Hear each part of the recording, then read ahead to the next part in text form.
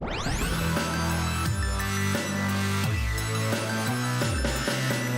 both work at an e-commerce agency called Ducky, and today we are going to talk about big data.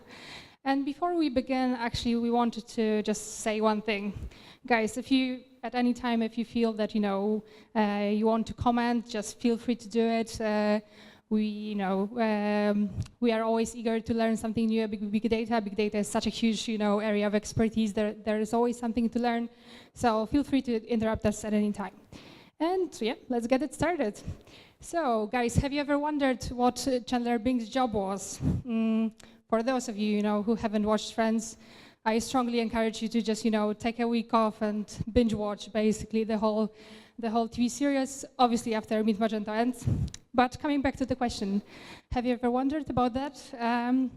During the show, they only actually mentioned two terms, statistical analysis and data reconfiguration. So hey, maybe actually Chandler Bing was the big data pioneer. And well, back in the 90s, I guess you didn't care that much about his job. And well, let's be honest, even his friends didn't really care about it either. But fast forward to 2011 and 2014, and big data became such a huge thing and it gained such a huge popularity that it was perceived as the new gold, the new black, the new oil, and the new frontier. Was it really?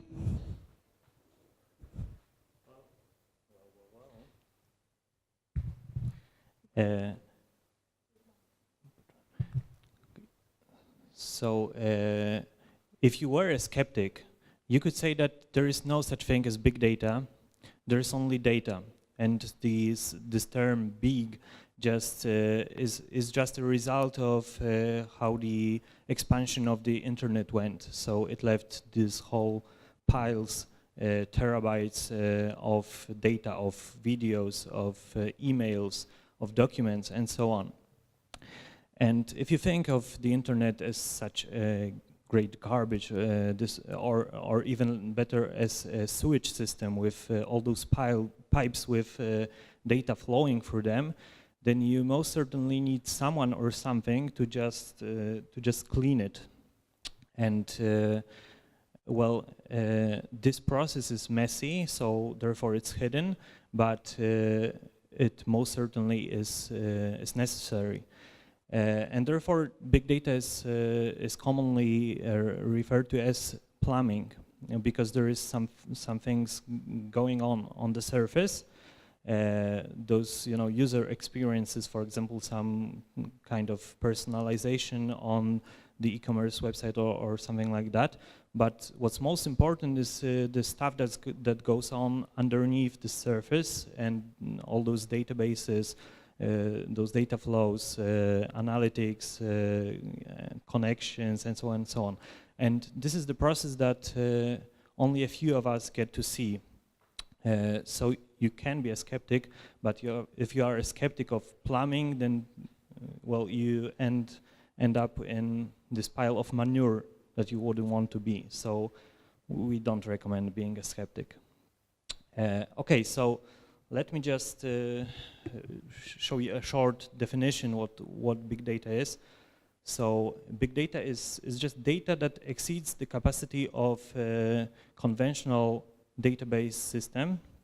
So it's data that is too big to process. So there you have volume.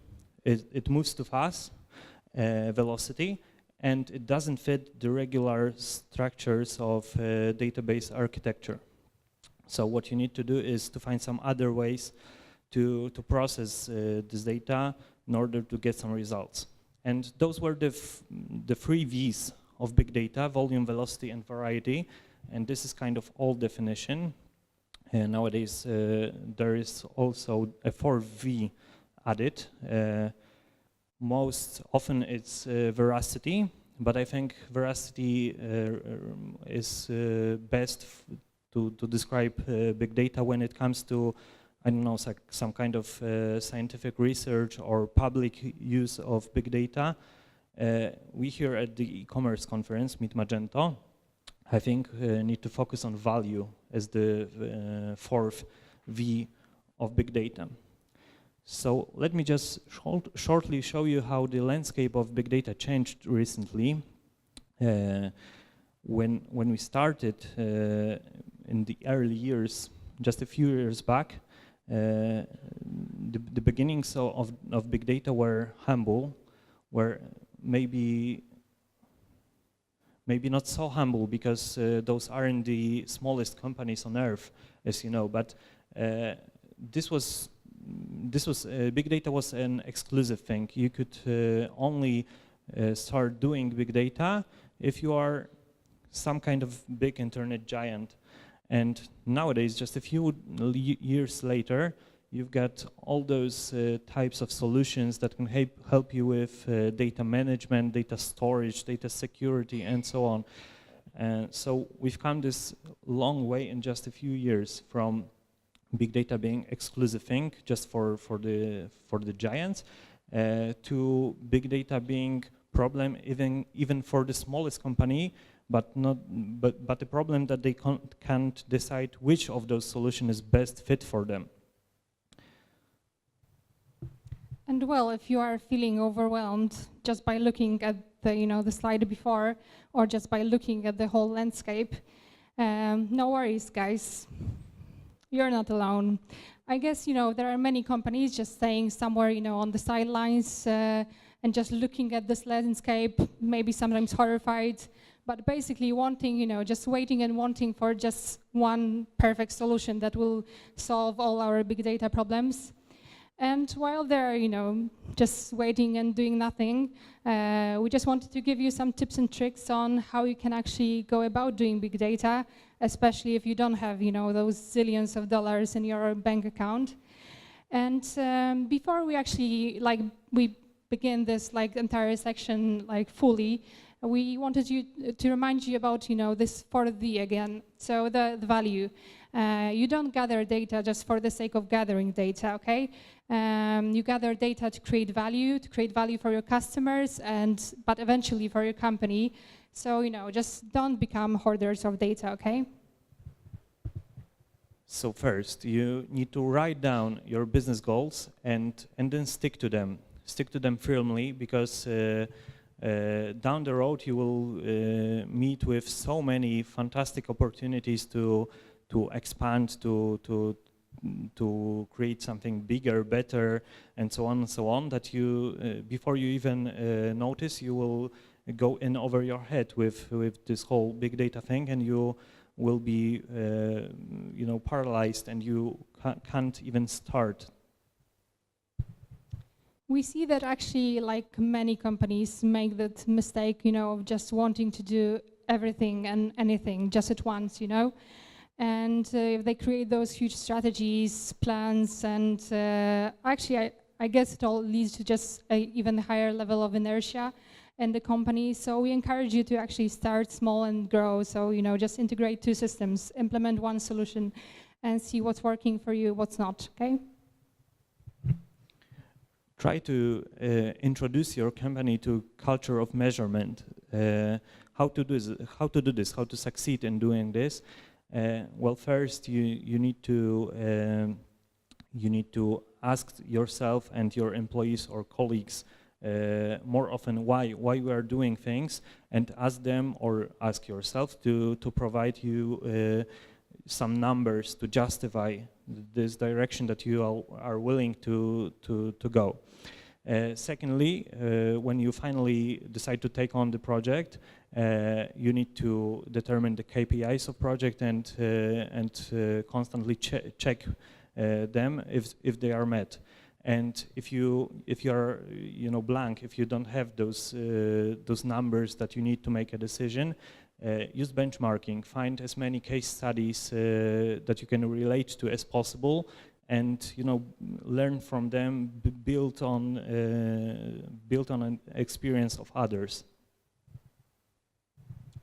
Also, you want to consider actually which data will bring you the biggest value. Maybe just data from 1 or 2 systems out of 10 will bring you 80% of profits. Maybe it would be cool for you to just, have some data from this like tough system that, that the data that has, very difficult format, or for instance, the level of cleanliness might be a challenge. So maybe it doesn't really make sense to, try to get the data, and maybe just you will be better off, just with, choosing your data wisely. And and this cleanliness is really important because most of us here probably have some old databases lying around. We've got some old ERPs, CRMs, and so on, and that we want to use, want to start doing, big data, some integrations and so on with them.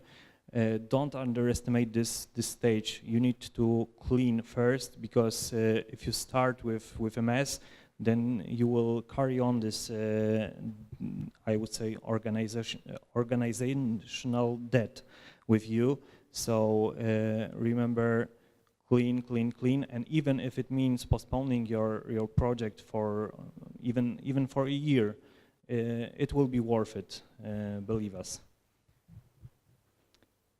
And also you might want to consider hiring additional workforce. No matter how much data you have, or how beautifully you arrange it, you won't gain really a real understanding of it if you don't have a person who can analyze it, who can extract some really valuable insights from it. So really consider hiring a person who has a head for numbers. But just one thing, okay? Please don't hire this guy, okay? Big data is such a hot topic still that there are so many so-called big data scientists who don't really know a lot about it. So please hire a person who really understands big data. Okay, so after you've hired this data nerd, but not the second one, the real deal, you should really consider forming a project team that will include some guys or gals from other areas of expertise. So invite someone from the marketing team, someone from sales, from e-commerce department, and so on. Let this project team to not only focus on this whole implementation, the technological aspects of it, but also on the business perspective. It's really important if you want to meet your strategic goals to have a broader perspective on things. So just gather this team and let them build this thing together, let them learn from each other, and tackle this big data problem that you want to do. Also, you can actually think about using apps that can be called big data as a service. These are apps that can actually help you leverage your big data without you having to deploy any underlying technology. So, for instance, there is an app called Editech that helps you with the pricing and products, to helps you to get them right by comparing you to your competition. There is also another app called TransLogic that can actually give you insights about your customers just on the basis of their credit card numbers. So you don't have to actually deploy any technology, but still leverage big data. So maybe that's the easiest way to go for you. And basically, guys, just move fast, break things, learn, and try again. And now me. Okay, we're a little short on time, so we are just fast forward this and shortly talk about what are the 3 possible destinations in which big data can go from here. So first, AI. The big buzzword, but not longer ago that 12 hours. I think we've learned that Salesforce, for example, will provide their customers with some kind of AI or something, maybe not an AI, but something very close to it. So it will be called Salesforce Einstein. It will be a set of tools, set of applications that will help Salesforce users, Salesforce customers, use their tools in the best way possible. So it will be kind of the marriage of big data and AI. And in the following years, well, for few recent months, it has been a big trend for big data, and we think that for following years it will grow. And because the fundamental problem of big data nowadays is that we are gathering data, hoarding data, but we are not making enough use of it, and AI will help us process, help us analyze this data. There are also people who actually believe that data will become kind of a religion in the upcoming years. So in the extreme view, they actually believe that our whole vocation in the world is to create this huge data processing system and merge into it. And some even believe that in the future we'll make all our decisions, not only business ones, but personal ones on the basis of data. So imagine you could actually ask Google who you should marry. I guess it's pretty epic, right?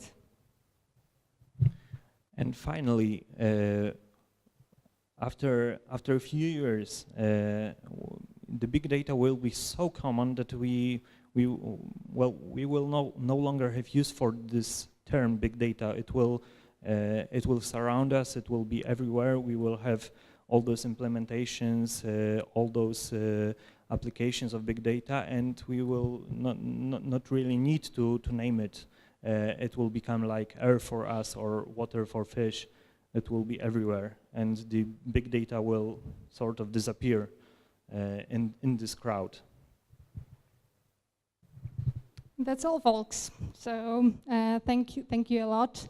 Thanks a lot. And if you have any questions, I'm not sure if we have time for this now, but it so happens that we have our office just upstairs. So if you want to meet us, talk about big data, or talk about us with anything, talk with us about anything, let's meet us. Please meet us upstairs or somewhere here in the corridors. And thank you. Thanks.